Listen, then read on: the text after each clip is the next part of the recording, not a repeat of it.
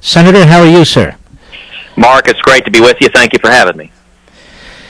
Listen, Senator Cruz, there's lots of talk about placing big tariffs on products from China. My question to you, sir, have you ever had products manufactured in China and imported into the United States?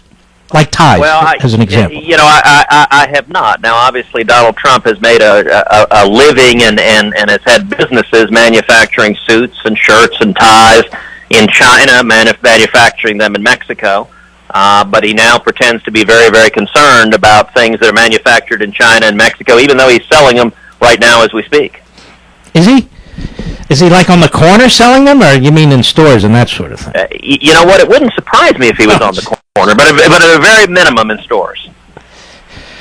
Okay, I want to ask you about Rule 40. Now, my audience knows about this Rule 40. This Rule 40 was put in place by the RNC, its apparatchiks. They were put in place by Romney. And the rule basically is that a candidate to be considered on a ballot vote has to have won a majority of delegates in 8 states. Is that correct? That's exactly right. And states would include territories under the RNC's definition. Sure. Now, last time I checked, that's you and Trump. Am I correct about that?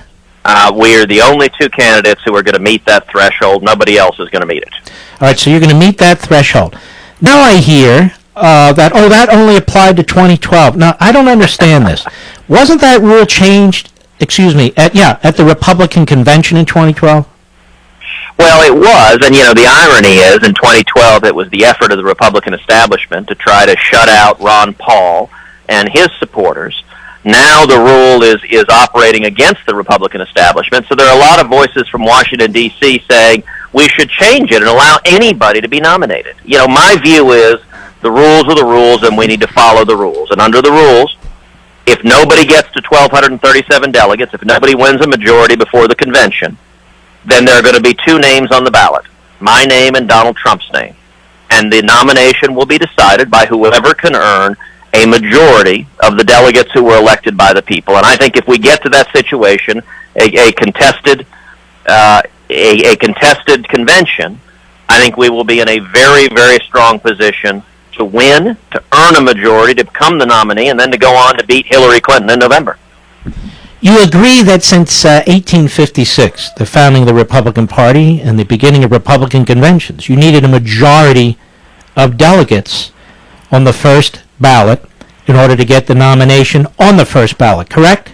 Sure, of course. And Mark, there's something bizarre Donald Trump has taken to complaining that 1237 is some arbitrary number. It's not a made-up number. It is what a majority is. And to win the nomination, you need a majority. Now, the reason Donald is so upset with that standard is he can't win a majority. He's demonstrated in state after state after state that his ceiling is 35 to 40%. So he wants to change the rules so you don't need a majority to be the nominee. And you know what? If you can't earn a majority of the delegates elected by the people, then you're not going to be able to win a general election. And I am confident that we are either going to win 1,237 delegates before the convention, or at a minimum at the convention, we're going to earn support from a majority of the delegates.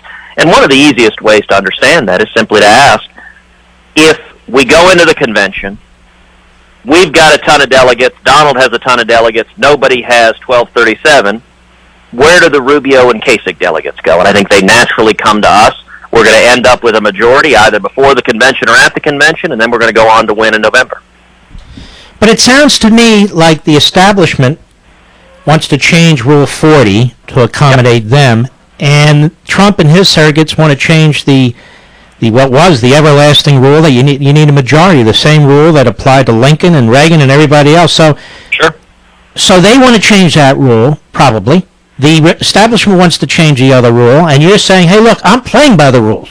Yeah, follow the rules. And if you want to beat Donald Trump, and listen, there's nobody who wants to beat Donald Trump more than I do. I think if we nominate Donald Trump, it is a disaster. It hands the election to Hillary Clinton. Hillary wins by double digits. But the way to beat Donald Trump is not playing games with the rules. It's not changing the rules in Washington. It's not parachuting in a Washington deal maker. The only way to beat Donald Trump is to beat him at the ballot box, and that's what we are doing over and over and over again. Our campaign has now beaten Donald Trump in 11 states all over this nation. And indeed, the media hadn't reported it, but, in the last 2 weeks, Donald Trump keeps getting clobbered. We've beaten him multiple times, starting with 2 weeks ago.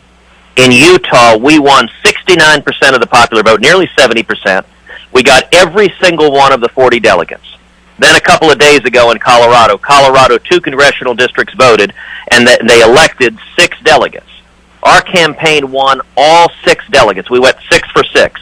And then yesterday in North Dakota, the convention selected their delegates. Of the delegates who have declared who they're supporting, we got 18. Donald got 1. Now, I'll take an 18-to-1 ratio over and over and over again. And then tomorrow here in Wisconsin, the energy and support we have in Wisconsin, we're surging in Wisconsin. The poll shows we're likely to win in Wisconsin. And if that's the case, that means we will have beaten Donald Trump in 4 states in a row: Utah, Colorado, North Dakota, and Wisconsin. We keep adding our delegate totals, and that's really a sign of the Republicans that are uniting behind our campaign nationwide. Why do you think you're doing so well in Wisconsin? Well, we're here campaigning on the ground. We're barnstorming on the ground. I've spent the past 2 weeks traveling the state. We've been on a bus tour. Governor Scott Walker is supporting me, is traveling around the state with me. Carly Fiorina has been barnstorming the state, traveling around with me. Senator Mike Lee has been traveling around the state with me.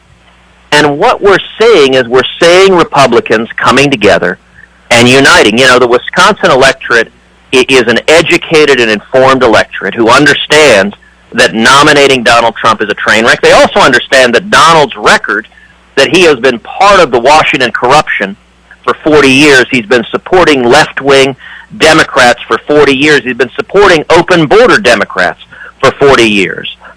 And, I will say it's powerful, Mark, because just a couple of weeks ago, all the mainstream media analysts said Wisconsin was a state I could not win. They said it was a natural Donald Trump state. It is historically a purple or even blue state. It is an upper Midwest state. It is an industrial state with a blue-collar union membership. It is not a heavily evangelical state. And yet the numbers show that we are earning substantial support across the state from the working men and women getting hammered by the Obama-Clinton economy. If we get a win tomorrow, that will be driven by the support from working men and women. It will be driven by the support from women, where we've got a double-digit lead, driven by the support from independents, and driven by our support from young people. That is a coalition. That is a coalition you need to win the nomination, but also to win the general election in November. Senator Cruz, one of the great disappointments I have now is the unwillingness of Donald Trump to debate you now that it's been whittled down to basically 2.5 candidates here. And I know why he won't debate you. It's based on substance. People say that's because Cruz is a Class A debater. It's not even that, is it? Isn't it because you would really have an opportunity, 2 hours or so, to go at it on the meaty substance of these issues? Well, sure, and the reality of it is Donald doesn't have any answers. He doesn't understand how to solve these problems. Donald is very good at yelling and screaming about the problems we have, but he has no policy solutions. He doesn't even have the basic knowledge. I've drawn an analogy. If your car is broken down, do you want your next-door neighbor to come stand in the driveway and yell and scream and curse at the car? Or do you want someone to lift the hood and actually fix the engine? When it comes to bringing jobs back to America, Donald has no idea how to do so. He suggested a massive 45% tariff, which would be a tax on the American consumers, driving up the cost. You pay at the store 45% the cost of clothes and diapers and automobiles. We can't afford that. And he doesn't have any other solutions. On the other hand, and when it comes to radical Islamic terrorism, he doesn't know how to defeat that either. He has no answers. I'm running an issues-based campaign focused on jobs, on freedom, and on security. Donald can't defend his positions, and so he's afraid to debate. He prefers to stay at home at night and tweet out bizarre attacks at whoever he feels like attacking that day. And I think the people of Wisconsin, the people of America, recognize these are serious times. We need a leader with real solutions, not just empty slogans. All right, Senator Cruz, if people want to help you, I think it's tedcruz.what? tedcruz.org, tedcruz.org, tedcruz.org. And I'll tell you, Mark, every time I go on your show, People go to the website, they sign up and volunteer at tedcruz.org, they contribute at tedcruz.org, and if you're in Wisconsin, please, please, please come out tomorrow, vote, pick up the phone, call your friends, call your family, call your loved ones. If we stand together, we're going to have a terrific election tomorrow in Wisconsin. It's going to impact every other election across the country. We're going to win this nomination, and then come November, we will beat Hillary Clinton. We will restore jobs and economic growth. We'll defend the Constitution and Bill of Rights, and we will keep this country safe and defeat radical Islamic terrorism. Join us at tedcruz.org. And Mark, the great one, I am grateful for every day you're standing for liberty.